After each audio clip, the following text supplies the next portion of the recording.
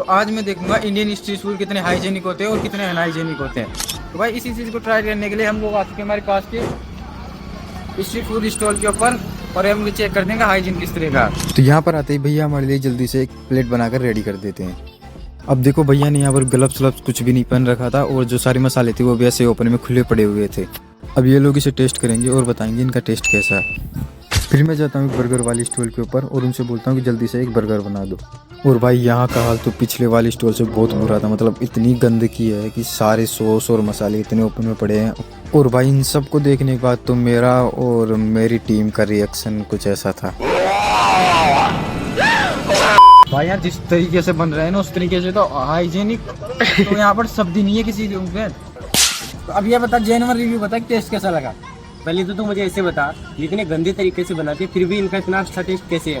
क्योंकि इसके अंदर मेहनत के पसीने का भी तो स्वाद है।